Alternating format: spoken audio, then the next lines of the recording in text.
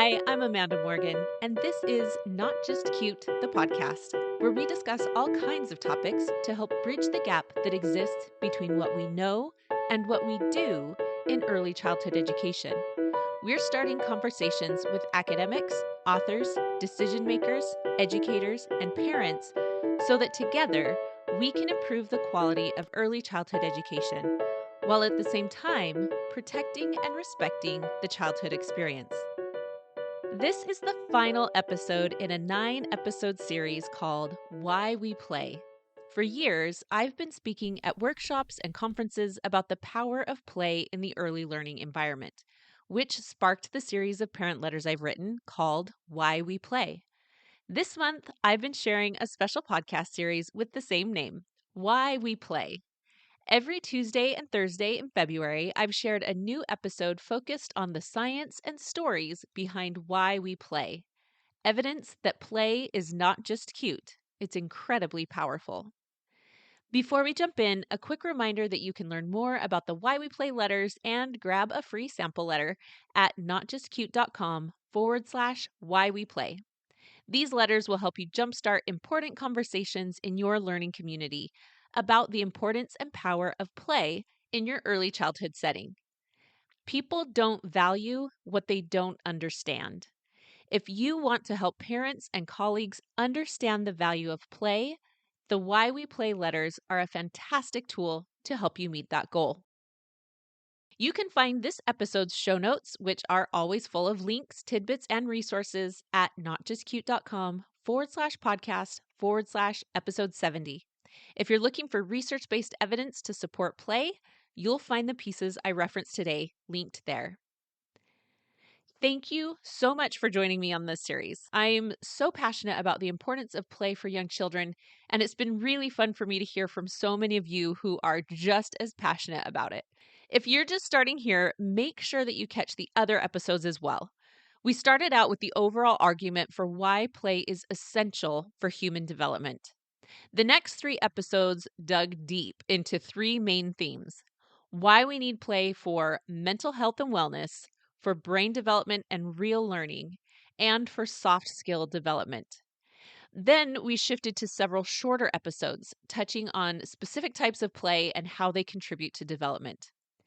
In this final episode, I'm talking about why all children need play, even when others may think that it's time to help them catch up instead.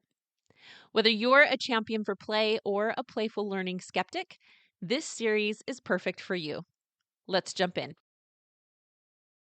In the work that I do, partnering with conferences and schools and programs to provide support and training for play-based learning, I've had many different conversations with different professionals in different states serving different demographics, but a common thread emerges more frequently than I'd like to admit. Often, play is accepted as a powerful driver for development and learning unless children are viewed as quote unquote behind. Then these advocates that I work with feel that they are met with some extra resistance. Whether the children are disadvantaged economically, developmentally, or academically, there are many who are quick to say that these kids don't need play, they need to catch up.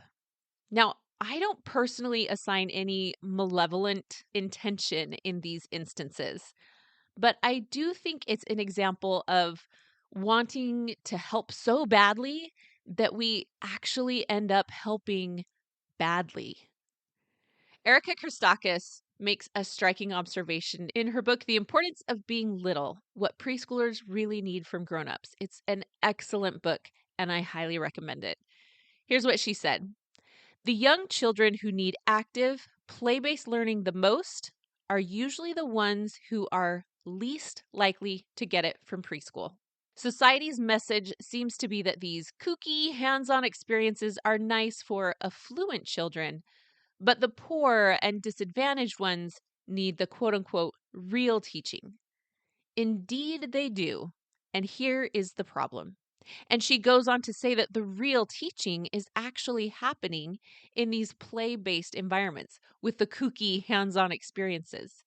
And that when we take that away from our underserved children, we're putting them at a more serious disadvantage.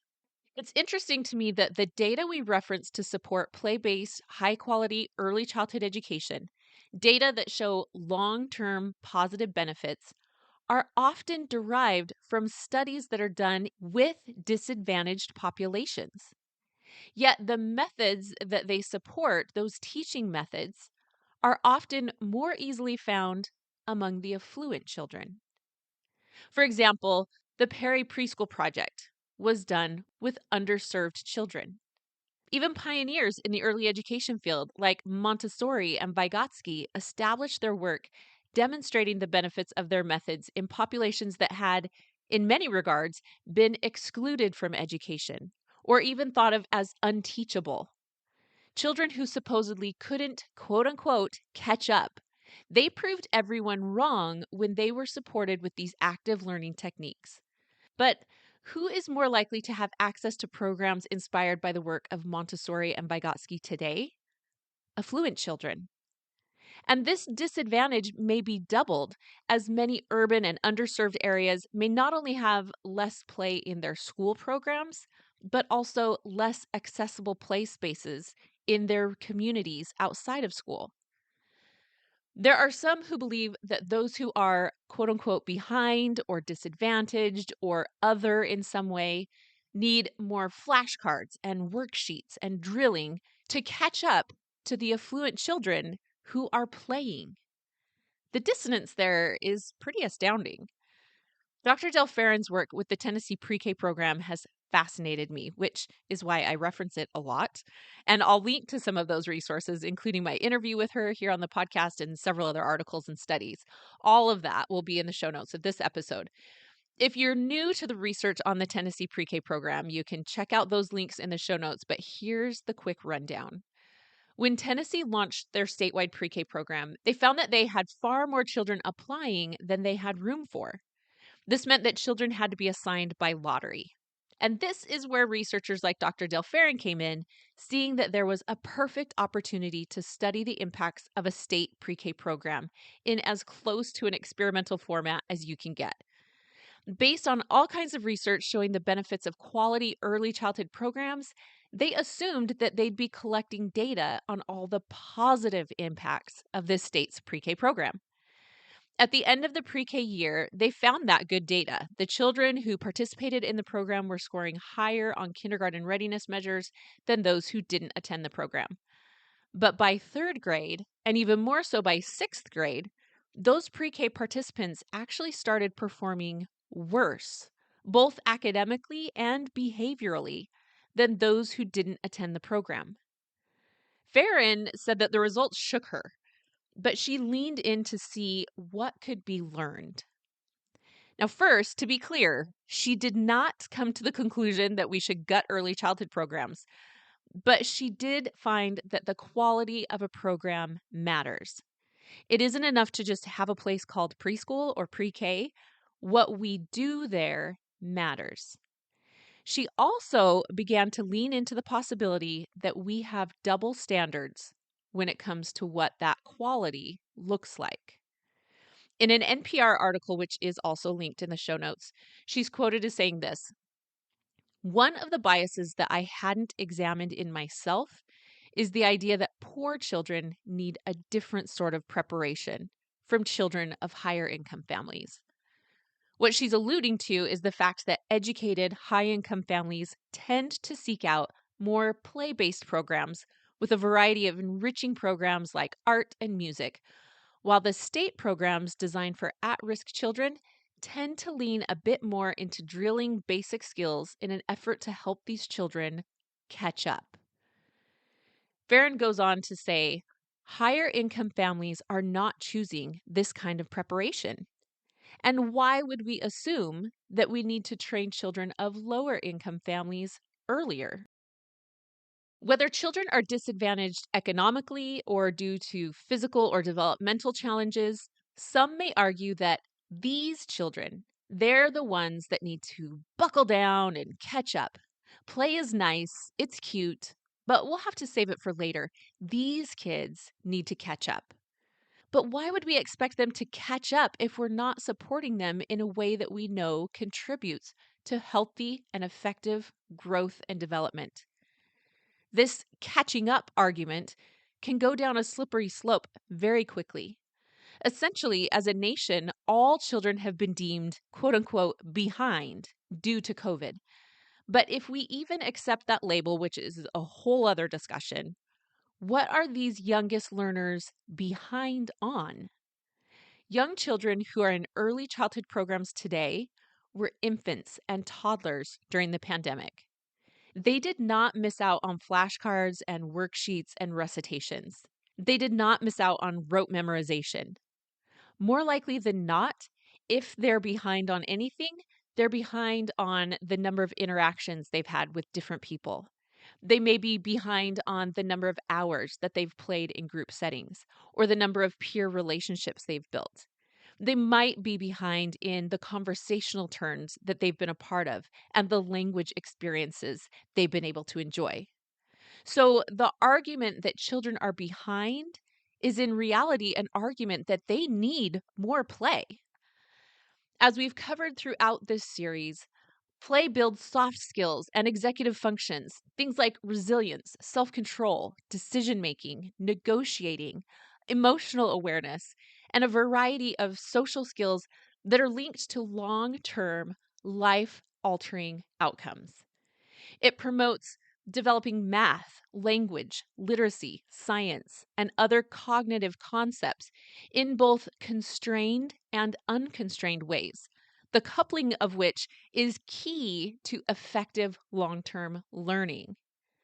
And we know that it's connected to mental, emotional, and psychological health. These are all really big outcomes. There's mountains of evidence telling us that children need play. All children. It drives their development. So, knowing this, 𝐅𝐫𝐞𝐞 questions: are we willing as a society to outsource children's imagination, and I would say their play, to the affluent, like an offshore tax shelter?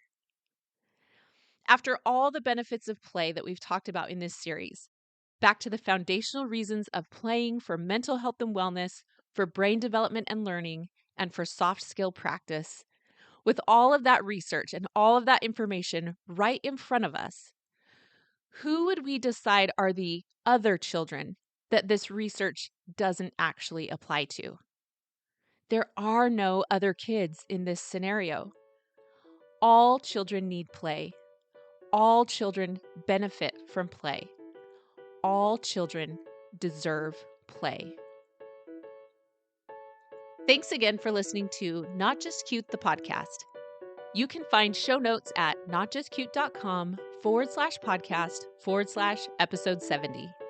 There, you'll find links to some of the articles and research discussed today, as well as other fascinating tidbits I know you'll find interesting. If you're looking for something I've referenced today that you don't find linked there, please email me and let me know. You can also hit up the show notes for a link to the Why We Play letters.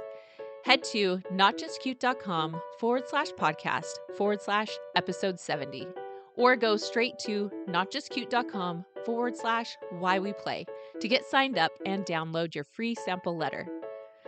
Please be sure to catch the full Why We Play series, focused on better understanding and better articulating to others why we play in early childhood education.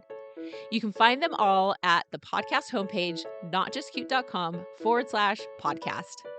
I'm Amanda Morgan. You can read more on my blog and sign up for the Not Just Cute newsletter at notjustcute.com. You can also stay tuned for social media updates on Instagram by following me at Amanda_notjustcute. Thanks for listening today, and as always, thank you for standing up for children and for childhood.